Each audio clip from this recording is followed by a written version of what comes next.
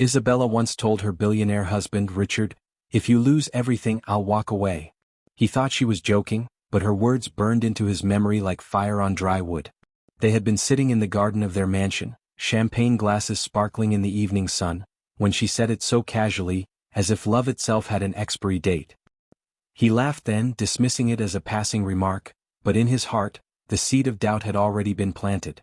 Years later, when tragedy struck and he pretended to be blind and paralyzed, those cruel words became a haunting prophecy. Why would the wife of a billionaire risk everything?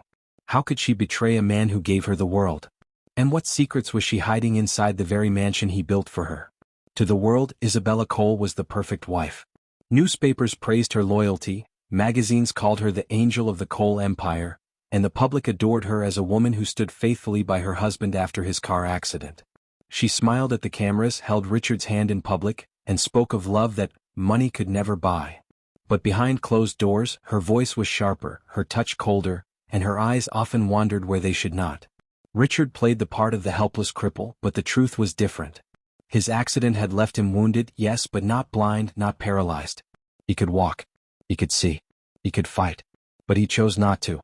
He remembered Isabella's words too clearly, and he decided to test them. If she loved him only in strength, then what would she do in weakness? He stayed, she was true. But if she betrayed him, then her words that evening had never been empty, they were a warning of the future. The mansion was vast, dripping with chandeliers and gold, but to Richard, it was more prison than palace. He spent hours in silence, sitting in his wheelchair, staring through the tinted lenses of his dark glasses. Every whisper echoed across the marble, every footstep carried through the grand halls. He could not move openly, but in stillness he saw everything. He noticed how Isabella lingered at the gate too long when the gateman smiled. He caught the subtle shift in her voice when she took late-night calls. He felt her distance at dinner, her eyes restless as if searching for something she had lost. Richard was not only a billionaire but also a survivor of betrayal. His father had abandoned him as a boy, leaving his mother to stitch clothes by candlelight just to feed him. She warned him then, "The knife that cuts deepest is the one you don't see coming, it's the one behind your back."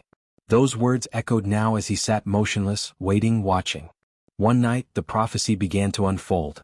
Isabella's laughter rang down the corridor, not the polite laughter she gave him, but something freer, lighter.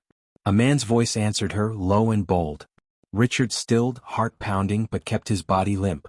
Betrayal was no longer a suspicion. It was alive, breathing, and walking inside his home. The game had begun. The mansion was quiet, but quiet in a house that big always felt deceptive, like silence was only a mask for the secrets that roamed inside. Richard sat in his wheelchair by the massive floor-to-ceiling window in the living room, the moonlight catching the edges of his sunglasses. To Isabella, he was nothing but a broken man staring into emptiness, lost in a world he could no longer see. But to Richard, every shadow, every echo, every tremor in the air was sharper than a blade. He had trained himself to listen, to wait, to trap. It was past midnight when Isabella's heels clicked lightly against the marble floor. Richard's ears pricked. Her steps were hesitant at first, then quicker, almost nervous. She was dressed in silk, her perfume trailing behind her like a guilty whisper. Richard kept his body limp, his head slightly tilted, the perfect picture of a blind, paralyzed man lost in thought. But inside his mind raced. Where was she going at this hour? And why did she sound excited? Down the hallway, a soft knock echoed. 3 taps, quick and familiar. The door to the service entrance creaked open, and a voice slipped into the house. Low, rough, unmistakably male. It was Michael the gateman. Loyal in public, respectful in the daylight, but in the dead of night, his tone with Isabella carried no trace of boundaries. "Madam," Michael whispered, his voice thick with something Richard did not want to hear. "Shoo," Isabella hissed, a giggle betraying her. "Don't call me that now." Richard's jaw clenched, but his body remained stone still. The air around him thickened. Every muscle in him wanted to leap up, to tear the lie apart, but this was the moment he had been waiting for, the proof. His test was no longer hypothetical. Isabella was unraveling the truth herself. Their voices lowered, muffled against the corridor wall, but Richard's ears were sharp. He caught fragments, the longing in Michael's tone, Isabella's hushed laughter, the rustle of forbidden touches. Every sound was a dagger, cutting deeper than he imagined. This wasn't hesitation, it wasn't temptation. It was routine. They had done this before. But the betrayal didn't stop there. As Michael murmured promises, Isabella whispered something that nearly made Richard break his act. "One day when he's gone, all of this will be ours." Ours. The word echoed like a thunderclap. She wasn't just playing with fire, she was planning a future in the ashes of his downfall. Richard forced his body to remain limp, his lips still, his eyes hidden behind the dark lenses. But inside the storm raged. And yet, amidst the anger, there was clarity. His mother's warning returned to him: the knife that cuts deepest is the one you don't see coming. But Richard saw it now, not just Isabella's betrayal but Michael's ambition. The Gateman wasn't simply a pawn in her games. He was reaching for something bigger. Together they weren't just betraying him. They were plotting to replace him. Isabella slipped back into the living room minutes later, her face glowing with a false innocence. She bent down, kissed Richard softly on the cheek and whispered, "Good night, darling." To anyone else, it would have been the act of a loving wife. But Richard smelled Michael's cologne on her skin. The billionaire's heart tightened, but his lips curled into the faintest of smiles. They thought he was blind, they thought he was paralyzed. But he was watching, and he was waiting. The trap had just begun to close. By day, Isabella was flawless. Draped in designer gowns, diamonds glistening on her fingers, she embodied the image of devotion and grace. Cameras adored her, servants bowed to her, and society painted her as the faithful wife who stood by her broken billionaire husband. But by night, she lived another life, one built on shadows, whispers, and secret indulgences. Richard had expected betrayal, but he had not expected this scale.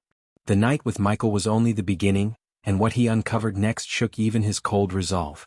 Isabella wasn't merely cheating, she was living a double life, carefully crafted beneath the marble floors of his mansion. It began with patterns Richard noticed in her phone calls. She would step outside, feigning tears while telling friends she was tired of suffering, her tone shifting the moment she thought she was alone. Other times, she slipped away for hours under the excuse of visiting her charity foundation. But one evening, as she prepared to leave with a silk scarf wrapped delicately around her neck, Richard's keen eyes caught a detail she thought invisible: a faint smudge of cologne different from Michael's. That night, long after Isabella had left, Richard summoned his trusted private investigator, the only man outside his circle who knew he wasn't blind. A shadow in his own right, the investigator delivered news that turned Richard's mansion into a cage of secrets. Isabella was not only entertaining Michael the Gateman but also meeting Victor, a wealthy businessman Richard once called a friend. The betrayal was layered. With Michael it was lust, danger, and thrill. With Victor it was power, status, and the promise of a different kind of wealth should Richard's empire collapse. She wasn't loyal to anyone, not Richard, not Michael, not Victor. She was loyal only to herself, weaving each man into her net for different gains. But Richard didn't confront her. No, not yet. He let the web grow thicker, watching her confidence rise, her steps bolder. He remained the silent cripple in the corner, sipping his water, listening to her hum a little too happily when her phone buzzed. His anger was fire, but his mind was ice. The investigators' reports grew darker.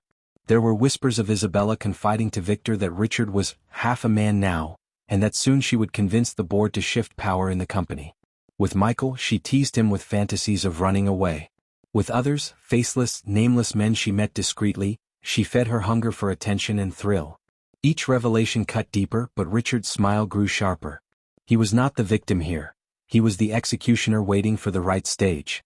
His mother's warning echoed again: never fight in anger, fight in silence. Silence wins wars.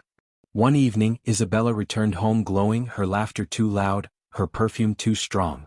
She leaned over Richard, kissed his forehead, and whispered, "You're the only man I'll ever love." The hypocrisy burned his skin. But Richard's mind was already miles ahead. He didn't just want to expose her. He wanted to teach her, and every man she tangled in her web, a lesson so deep it would echo for generations. For now he sat still, the picture of weakness. But behind the glasses, his eyes blazed with a secret plan. The web was tightening, and soon it would choke. The rain fell hard that night, drumming against the windows of the Cole mansion like a warning from the heavens. Richard sat in his wheelchair in the library, the fire casting shadows on his motionless form. To anyone watching, he was a broken man lost in thought, but behind the dark lenses, his eyes were alive, burning with silent rage.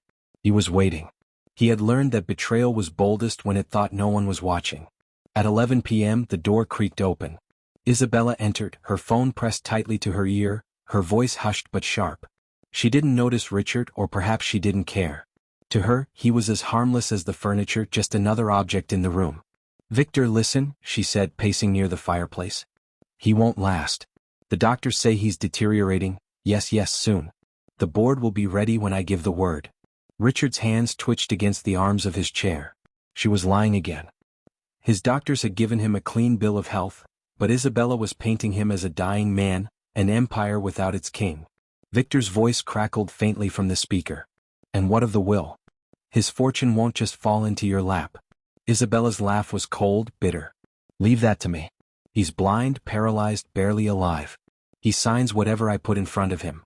Soon, the coal fortune will be ours." Ours. That cursed word again. Richard's pulse quickened, but he remained still. Each word was a dagger confirming his deepest fear. Isabella was not simply unfaithful, she was conspiring to strip him of everything. The betrayal was complete, body, heart, and empire. But the conversation grew darker still. Isabella's tone shifted, silk over steel. "And Victor, when the time is right, Michael will deal with the details. You understand?" Victor chuckled low. "The Gateman? Interesting choice. But can he be trusted?" "He doesn't need to be trusted," Isabella replied sharply. "He needs to be useful. When he's no longer useful, he'll be discarded."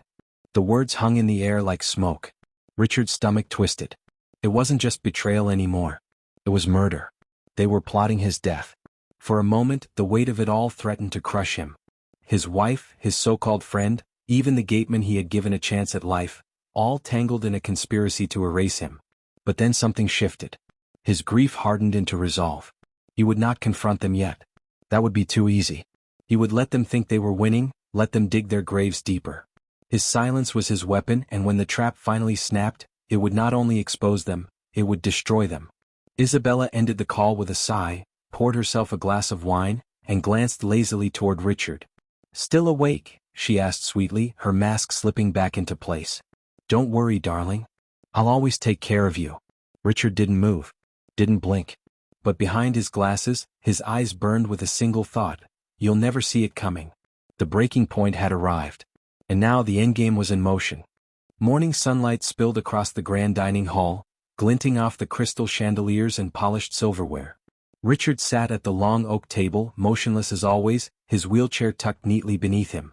To Isabella, he was nothing more than a silent statue, a man who no longer demanded respect or commanded fear.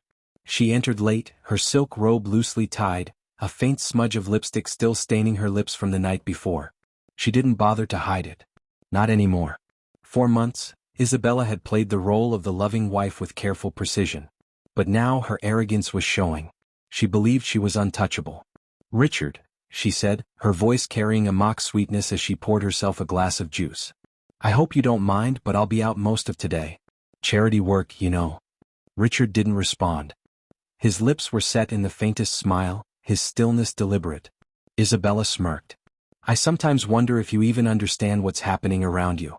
Do you?" She circled the table, her heels clicking against the marble. For the first time she leaned down close to his ear and whispered, "You're nothing now. Just a shadow of the man you once were." If she expected a flinch, she got none. Richard's silence unnerved her for a moment, but arrogance quickly drowned it out. She straightened, her laughter sharp and cruel. The servants exchanged nervous glances, but none dared speak. They had seen her cruelty grow bolder, her mask of loyalty slipping inch by inch. But Richard noticed something else: fear. Not from him but from her. The more she mocked, the louder she laughed, the more he saw the cracks beneath. She wasn't just arrogant. She was desperate to believe he was as broken as she claimed. Later that day, Richard quietly began to move his pieces. His private investigator returned with documents Isabella had forged: fake medical reports, manipulated signatures, and bank transfers to offshore accounts. She was preparing not just to replace him but to erase him entirely. Richard made a decision. He instructed the investigator to begin quietly recording every move she made, every whispered conversation, every forged document. The noose would be built slowly, invisibly, until the moment came to tighten it in front of the world. That evening, Isabella returned from her charity work, dressed too finely, her perfume laced with someone else's cologne. She didn't even greet him. Instead, she tossed her purse on the couch, poured a drink, and muttered, "What a waste of a life." Richard sat there, silent as ever, his hands folded neatly in his lap. but behind his glasses, his eyes narrowed with fire. She thought his silence was weakness, but silence was the sharpest blade he owned. For every cruel word, for every arrogant laugh, for every secret kiss stolen in the shadows, Richard was watching, recording, waiting. The mask had slipped, and soon Isabella's true face would be revealed to the world.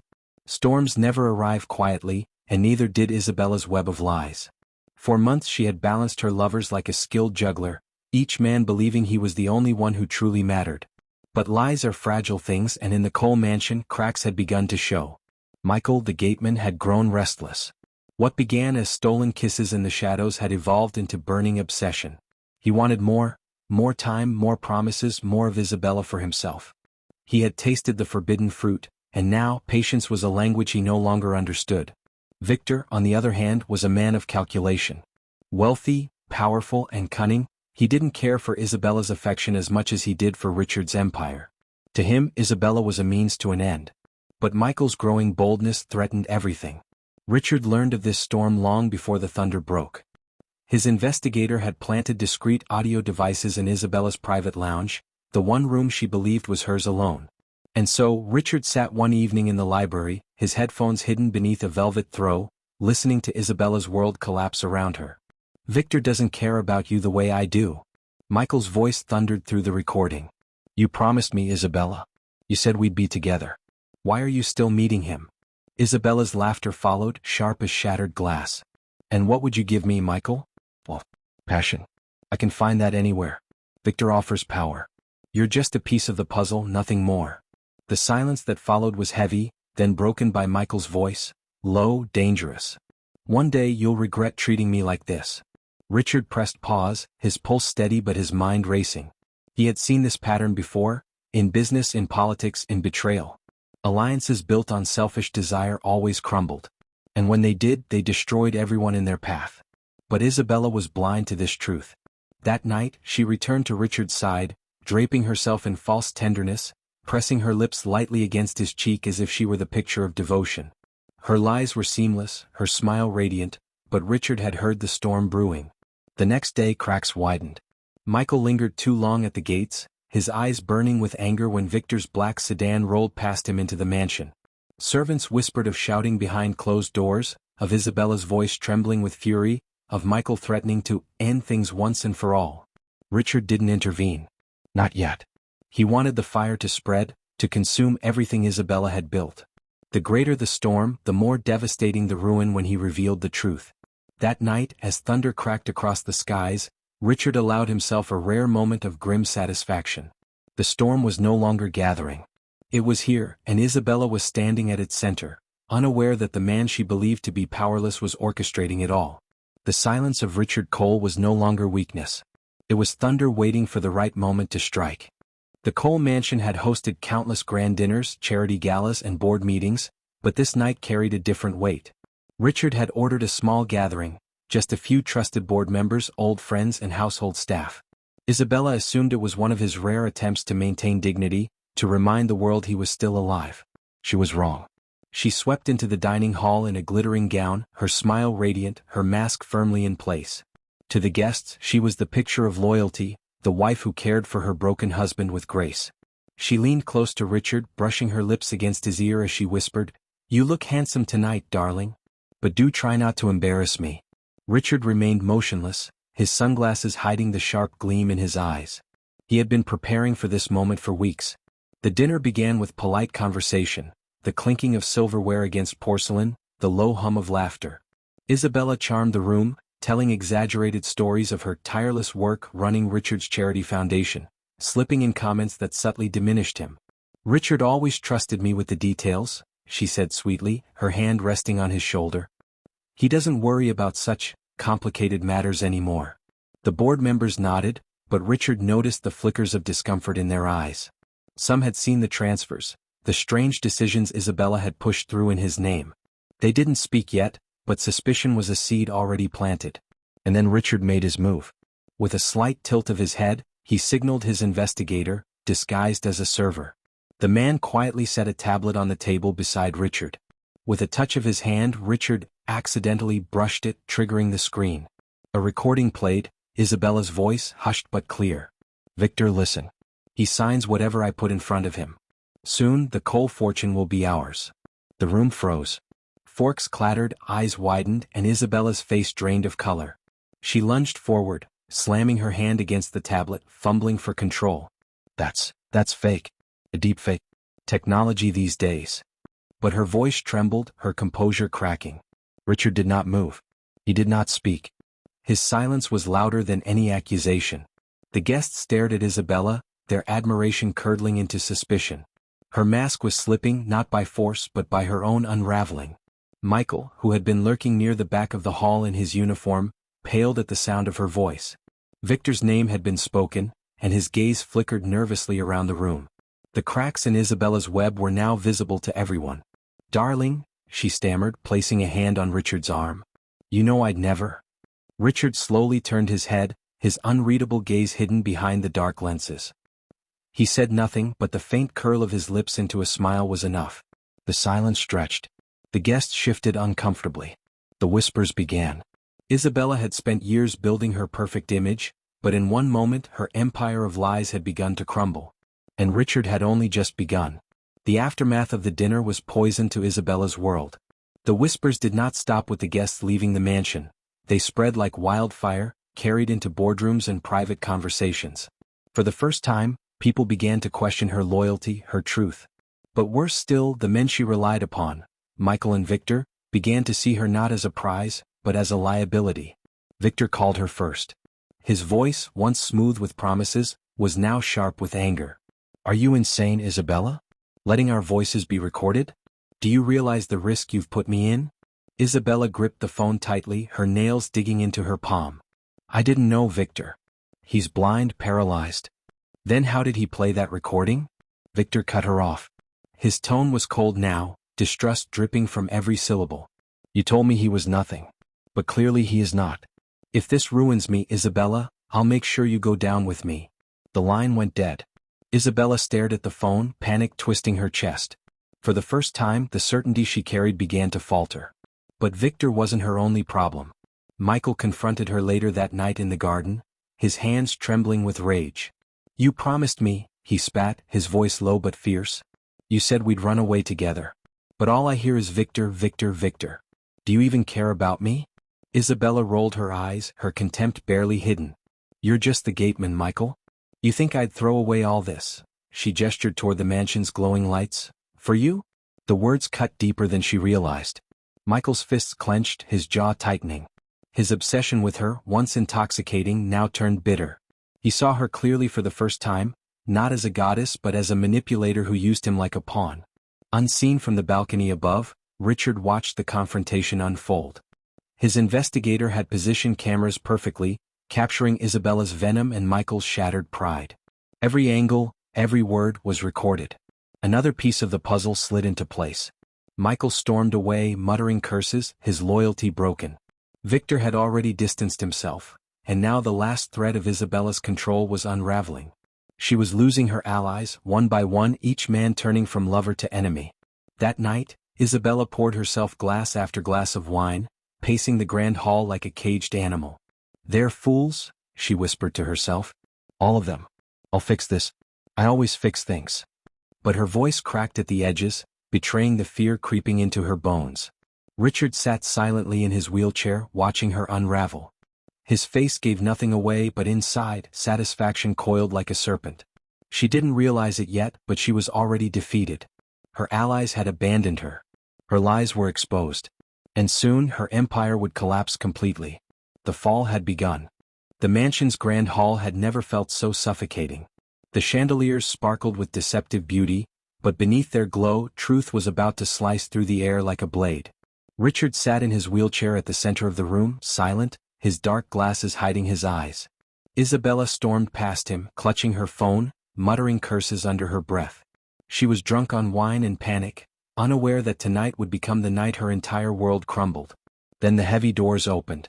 A small group entered, Victor, his face stern, Michael, his fists clenched, and two board members Richard trusted deeply. At the rear was the investigator, carrying a sleek black case. Isabella's face paled. "What is this?" she demanded. Victor's voice was ice. "Richard called us here. He said there are things we need to hear. Her eyes darted toward Richard. He sat motionless, but something in the air was different. No one could quite place it, but the stillness felt dangerous.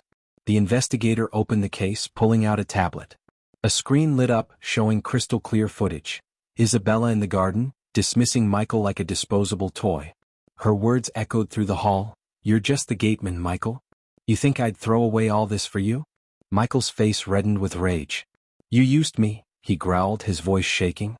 "All this time you used me." Isabella spun toward Richard, her mask cracking. "Richard, you can't do this. You're blind. You didn't even know."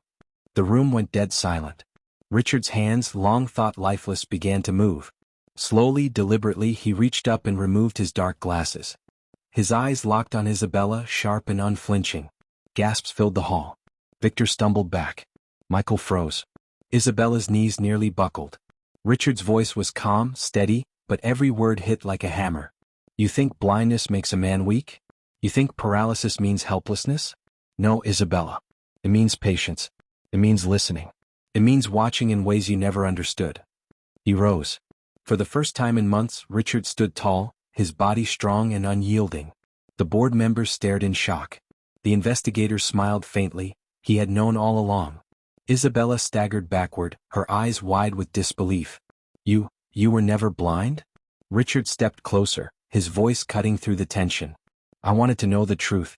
To see who you really were when you thought I had nothing. And now the world sees you for what you are." On the screen, more footage played. Isabella and Victor whispering about taking over the company, Isabella mocking Richard's supposed helplessness, Isabella laughing as she called him dead weight. Every betrayal was laid bare in vivid color. The walls closed in around her. Victor's reputation was scorched. Michael's obsession turned to hatred. And Isabella? She stood alone, stripped of power, dignity, and lies. Richard's final words that night hung heavy in the hall. "You betrayed a husband, mocked a man, and underestimated a billionaire. Tell me, Isabella, what do you have left now?" The silence that followed was louder than any scream. The air in the grand hall was thick with betrayal, rage, and humiliation. Isabella stood trembling, her once carefully curated world reduced to shards around her feet. Victor had already stormed out, his empire shaken. Michael, red-eyed and defeated, lingered in the shadows, torn between fury and shame. The board members whispered, their trust in Isabella gone forever. And Richard, the man who had pretended to be blind, paralyzed, helpless, now stood tall, eyes burning with a power none of them had ever seen. For a moment, silence reigned. Then Richard's lips curled into something between a smile and a grimace. He turned not to Isabella but to the board members. "You've seen her betrayal. You've seen their schemes. But what you don't know," his gaze shifted back to Isabella, "is that this was never about just catching a cheating wife." Confusion flickered across their faces. Richard walked to the tablet, pressing another button. A new video file appeared. The image was darker, grainier, footage from a hospital years earlier. A doctor's voice played over the speakers. "Mr. Richard, the experimental treatment is complete. The risk is high, but if you're willing to maintain the facade, it could expose the truth you've been searching for." Gasps rippled across the room. Isabella's mouth dropped open. "You mean, you chose this?" Richard's voice was steady, deliberate. "Yes. I pretended to be broken not just to expose you, Isabella, but to expose everyone. Every friend. Every partner. Every lover you dragged into this mansion. I wanted to know who would stay by my side if I lost everything." The board members looked stunned. Michael's hand shook. Isabella's tears finally spilled over. But Richard wasn't finished. He leaned closer to Isabella, his voice dropping low enough to make the entire room lean in. "And do you know the cruelest twist of all? I was ready to forgive you. Even after hearing you say you'd leave me if I lost everything. I was ready. But you didn't just betray me, Isabella. You mocked me. You tried to destroy me. That's something even wealth can't fix." A scream tore from Isabella's throat. "You monster. You tricked me." Richard's eyes hardened. "No, Isabella. You tricked yourself." The final blow came not from Richard but from Michael. Rage consumed him as he stepped forward, pointing at Isabella with shaking hands. "All this time, I thought you loved me. I thought I mattered. But I was just your toy. You ruined me." Victor's voice echoed from the doorway where he had returned quietly. "She ruined all of us." The walls closed in on Isabella. Every man she leaned on had turned against her. Every scheme she plotted was on full display. And now, the husband she underestimated stood towering over her, not broken but more powerful than ever. Richard raised a hand. The investigator handed him a file, thick with evidence. Bank transfers, secret meetings, hidden messages. Everything Isabella thought she'd buried was now unearthed. He dropped the file at her feet. Papers scattered like ashes on the marble floor. Your empire is gone. Your lovers despise you. And your name, Richard's voice grew cold, will be nothing but a warning for those who dare to betray trust. The board members nodded in grim agreement. The empire shifted, away from Isabella, back into Richard's iron grip. But just as everyone thought the story was finished, Richard delivered the line that shattered every assumption. I may have caught Isabella betraying me, but the real betrayal hasn't even been revealed yet. The room froze. Isabella's eyes widened in horror. What do you mean? Richard turned his gaze toward the shadows in the corner of the hall. A figure stepped forward, someone no one expected to see. It was Richard's own brother. And with that, the story cut to black.